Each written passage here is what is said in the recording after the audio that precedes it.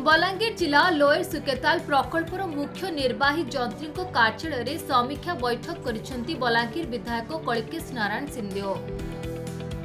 एही बैठक में अतिरिक्त जिलापाल राजस्व लोयर सुकेताल प्रकल्पर मुख्य निर्वाही जंत्री समेत अन्य अधिकारी माने उपस्थित थिले। लोयर सुकेताल प्रकल्पर विभिन्न विषय आलोचना करा जायतिला। सेहिभଳି लोयर सुकेताल विस्थापितों थैथान संपर्क में मध्य आलोचना करा जायतिला।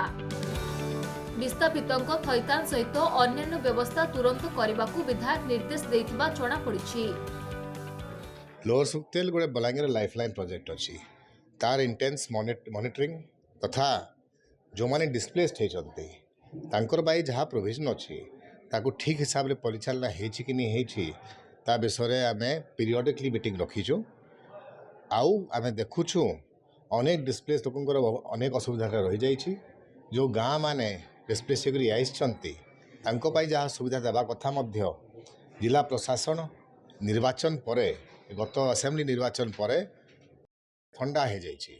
तेणु पीरियडिक मॉनिटरिंग करी आम इनश्योर करवा कि जो डिस्प्लेस्ड माने अछन तांको पाई जहाँ रिहेबिलिटेशन पैकेजटा देवा कथा ना कि नुआ गाँव रे आरएनआर कॉलोनी रे जहाँ फैसिलिटीज प्रोवाइड करबा कथा सेटा मध्य दिया जिवो ठीक समय दिया जिवो। बलांगीर गुप्तेश्वर पृष्टिंग रिपोर्ट खबर ओडिशा।